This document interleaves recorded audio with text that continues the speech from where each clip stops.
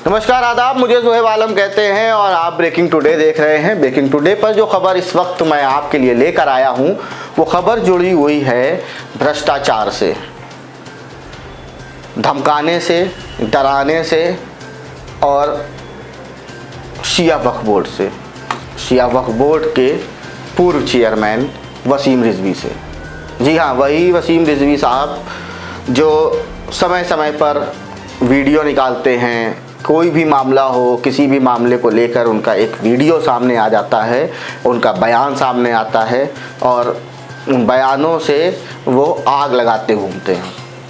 अब चाहे वो राम जन्मभूमि का मामला हो, मंदिर निर्माण का मामला हो या किसी मौलाना का मामला हो, मुस्लिम कट्टरपंथियों के खिलाफ उनके वीडियोज़ आते रहते हैं।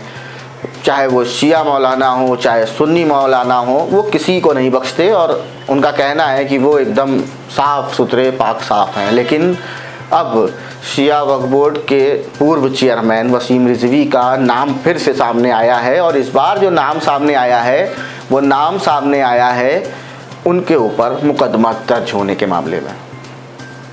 दरअसल वसीम रिजवी उनके एक रिश्तेदार हैं, अशफाक हुसैन, और एक अज्ञात व्यक्ति। इन तीन लोगों के खिलाफ आबकारी अधिवक्ता कैसर अली ने रंगदारी मांगने का मुकदमा दर्ज कराया है। पीड़ित जो हैं उनको जो है धमकाया गया कि अधिवक्ता के पद से हटाया जाएगा, जो कि शिया वक्फ बोर्ड में ही तैनात थे। जान से मारने की उनको धमकी दी गई, बच्चों के अपहरण करने की धमकी दी गई, वहीं जिस दरगाह में वो प्रशासक हैं उस पद से हटाने की भी धमकी दी गई।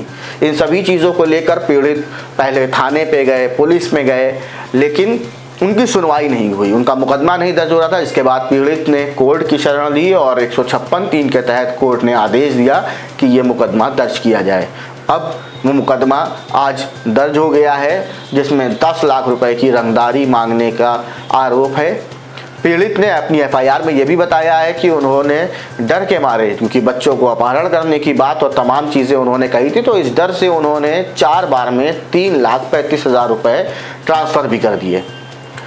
अब ये पूरा जो मामला है ये बिजनौर में मुकदमा दर्ज हुआ है, जिसको लेकर इस समय बातचीत चल रही है। हालांकि इस पूरे मामले में अब जांच चल रही है और जांच के बाद ये देखा जाएगा कि आखिर किसकी गलती है, किसने धमकाया और किसने पैसा जमा किया। नगीना थाने में मुकदमा दर्ज हुआ है, लेकिन जो पीड़ित हैं उन्होंने अपने जो रिकॉर्ड्स हैं, जो ट्रांजैक्शन के, वो दिखाए हैं, वो उन्होंने मेंशन किए हैं कि रसीदें जो हैं वो दिखाई हैं। पीड़ित से हमारी बात हुई, उस बातचीत को सुनिए कि पीड़ित क्या कह रहे हैं, किस तरह से उनको धमकाया गया और किस तरह से उनसे रंगदारी वसूली गई। मामला ये है, मैं शिया वक्फ बोर्ड में स्टैंडिंग काउंसिल था इनका वसीम रिजवी के साथ। ओके। और मैं दरगाह जोगीपुरा में एडमिनिस्ट्रेटर बनाया गया। जी। वहाँ इन्होंने मुझसे पैसे मांगे कि दरगाह से 1 करोड़ रुपए लाके दो। अच्छा। तो मैंने कहा मैं दरगाह बेचूं क्या? अच्छा, मैंने वहाँ करप्शन दूर किया, मेला नहीं लगने दिया। जी।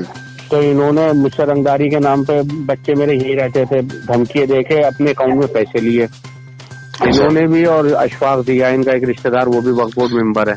कितने पैसे लिए? वो दोनों ने अलग ले लिया, करीब 5 लाख रुपए। अच्छा। वो अकाउंट डिटेल है, अकाउंट से अकाउंट ट्रांसफर हुए हैं ना जी। तो सब डिटेल है एफआईआर में। जी।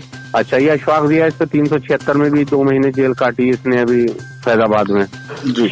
और भी मुकदमे हैं, और वसीम रिजवी पे 23 मुकदमे हैं आलियू की। तो ये आपका क्या मामला हुआ जो इसमें हुआ था? हाँ, तो मैंने उसकी एफआईआर कराई, थाने पुलिस ने सुनी नहीं तो मैं कोर्ट गया, कोर्ट ने 156(3) अलाउ की जी। और थाना नगीना देहात में एफआईआर हुई है। तो उसमें 452 है जो मेरे साथ घटना की थी, रिया और 3 अज्ञात लोगों ने जी।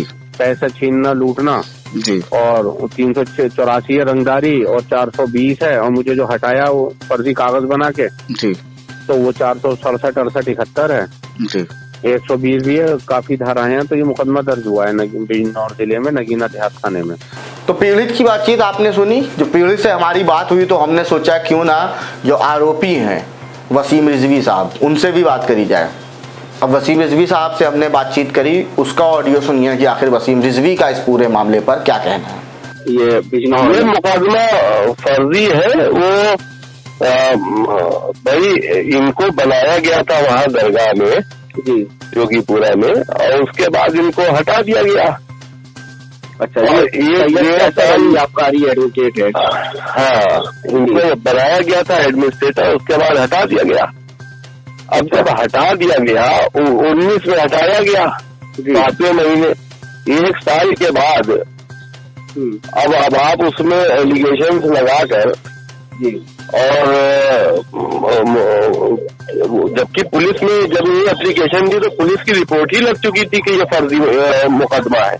अच्छा, उन्होंने अपने जो अकाउंट डिटेल्स है वो शेयर किए हैं कि उन्होंने जो पैसे वगैरह ट्रांसफर किए, उन्होंने बताया कि उसकी अकाउंट डिटेल्स भी हैं। अरे भाई, वो उसको कहाँ से कहा, वो हमारा जो पैसा है वो तो हम ही ने उनसे जमा करवाया था भाई। हम बॉम्बे में थे, राम की जन्मभूमि फिल्म बन रही थी, उस दौरान उनसे पैसा जमा कराया गया। उन्होंने कोई बैंक में उससे हमारे अकाउंट में थोड़ी ना ट्रांसफर किया, उनको कह दिया गया अकाउंट में वो। अच्छा, और मतलब रंगदारी की कोई परिभाषा होती है? मतलब किस बात की रंगदारी? आपने 2 बार उनसे जमा करवाया है, 2 बार एक ही दिन में, क्योंकि इकट्ठा 1 लाख नहीं जमा हो सकता जी। तो एक 12/9 की रसीद है, एक 13/9 की रसीद है। तो वो जो रसीदें उन्होंने लगाई है तो वो 12 और 13 में जमा किया होगा। एक दिन में 50,000 ज्यादा नहीं जमा हो सकता है अकाउंट में। अच्छा, तो वो तो जमा करवाया, तो वो हमारे ही पैसे जमा कराए गए थे भाई। तो ये थे वसीम रिजवी, शिया वक्फ बोर्ड के पूर्व चेयरमैन, जो बेबाकी से अपनी बात कहते हैं, एकदम दबंगई के साथ में, क्योंकि उनकी बातचीत ऐसी रहती है। लेकिन इस ऑडियो में आपको समझ में आया होगा कि कहीं कहीं उनकी जो बातचीत है वो डगमगा रही है। उनका कहना है कि उन्होंने खुद पैसा दिया था अकाउंट में जमा करने को, लेकिन जब हमने क्वेश्चन करा, ये पूछा कि 2 रसीद हैं, 2 बार पैसा जमा हुआ, तो उन्होंने कहा कि हाँ, 1 बार में नहीं जमा हो सकता। पीड़ित ने 3,35,000 रुपये से ज़्यादा अमाउंट की बात करी है जमा करने की, लेकिन अभी इस मामले में जांच होना बाकी है। अब जांच होगी, उसके बाद दर्ज होगा। इसके साथ ही एक चीज़ और भी आपको बताते चलूं कि वसीम रिजवी पर ये कोई पहला मुकदमा नहीं है। वसीम रिजवी के ऊपर करीब 22-23 मुकदमे पहले से दर्ज हैं। लखनऊ, आगरा, सहारनपुर, तमाम ज़िलों में उनके ऊपर मुकदमे दर्ज हैं, जो कि शिया वक्फ बोर्ड की प्रॉपर्टीज़ से छेड़छाड़ करने, उसके साथ में कुछ ना कुछ करने को लेकर मुकदमे दर्ज हैं। इसको लेकर भी जो एक संगठन है, उन्होंने मांग करी है कि उनके ऊपर गैंगस्टर के एक्ट के तहत कार्रवाई हो, उनके खिलाफ उनकी हिस्ट्री खोली जाए, हिस्ट्री शीट खोली जाए और उनको गिरफ्तार करके जेल भेजा जाए। हालांकि वसीम रिजवी के ऊपर पहले से भी जांच चल रही है, जो जांच ठंडे बस्ते में पड़ी हुई है, जिसको लेकर कई बार बात भी उठ चुकी है। बीते कुछ दिनों पहले भी कई मांगे उठी थी कि वसीम रिजवी के ऊपर जो जांच चल रही है उसको सख्ती से की जाए। सीएम से लेकर पीएम तक पत्र भेजे गए, लेकिन अभी तक की कोई भी जांच आगे नहीं बढ़ी। अब देखने वाली बात ये होगी कि दूसरों के मामलों में टांग अड़ाने वाले वसीम रिजवी को अब किस तरह से न्याय मिलता है, किस तरह से जांच होती है और जो आरोप उनके ऊपर लगाए गए हैं वो सच साबित होते हैं या फिर नहीं। फिलहाल के लिए इतना ही, फिर मिलेंगे किसी और खबर के साथ। तब तक हमारे चैनल को देखते रहें, लाइक और सब्सक्राइब करना ना भूलें और कमेंट सेक्शन में अपनी राय हमें ज़रूर दें। धन्यवाद। अगर हमारी वीडियो से संतुष्ट हैं तो वीडियो को लाइक करें, चैनल को सब्सक्राइब करें और बाकी अपडेट्स के लिए बेल आइकन दबाएं।